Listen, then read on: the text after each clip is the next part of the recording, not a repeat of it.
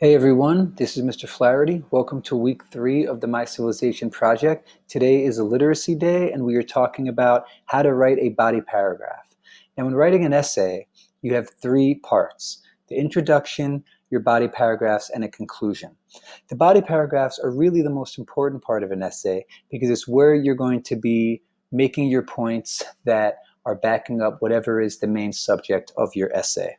But often, students will struggle with what is the best way to structure their body paragraphs in an essay. So today we're going to work on how you write one body paragraph, and we're going to use an acronym called TREE to do this. Using TREE is an easy way to make sure you're covering all the necessary points you need to create a strong and convincing paragraph.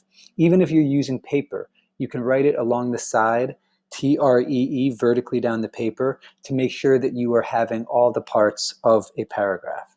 So the first sentence of a strong paragraph is often called a topic sentence, which is the same thing as a claim.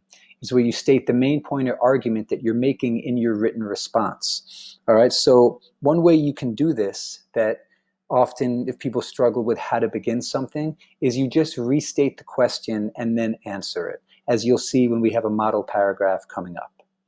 The second part of the TREE paragraph is your reasoning. And this is where you support your topic sentence, explaining the reason that you wrote it. This is often called providing exposition, which is another word for background information regarding the topic. So, for example, today when we're talking about the book, The Golden Bull, when you make a claim, your next sentence, you're going to want to give some background information about what you're talking about in the book so that the person reading your paragraph will understand the points you're making. The next part is where you supply evidence. This is where you give an example, a specific quote, or a detail directly from the text that supports your claim from the topic sentence. So when you do this, you're going to use quotation marks around it.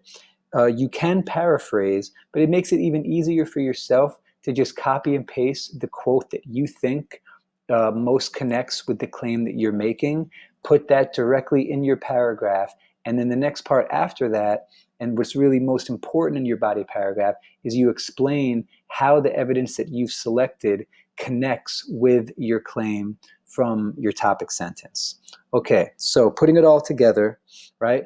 The first sentence is your topic sentence. Then you'll have 1 or 2 sentences which are your reasoning, which is supporting why your topic sentence is true. Then you'll have 1 piece of evidence from the text that will be a direct quote from the book, from the chapter that you're reading, and then you'll have 1 or 2 sentences of explanation that explain why your evidence supports the claim. Then if you're advanced and you're feeling like you have a good sense of how to write a body paragraph, you can do an ending sentence, making it TREEE, which wraps up your paragraph by reminding the reader of your main point and leaving the reader with something to think about. So let's look at a sample paragraph using TREE.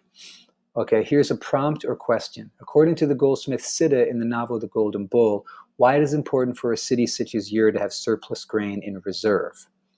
Okay, so the topic sentence. It is important for Ur to have a surplus of grain because it is their main export and trade with foreign cities.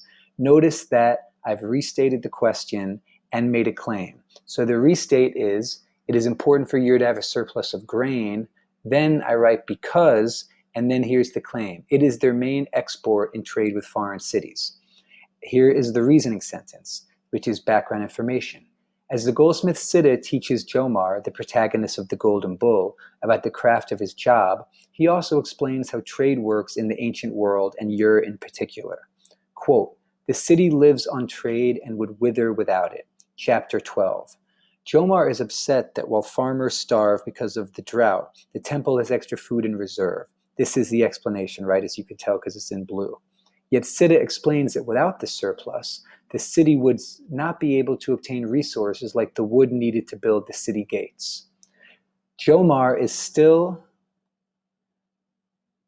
angry, but realizes there are forces in the world that he does not understand. So this is essentially what a body paragraph will look like.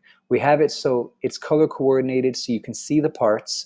And also remember, when you quote from the text, you need to cite where you're getting the evidence from, which is why chapter 12 is in quotation marks. So go to the next video to continue this lesson.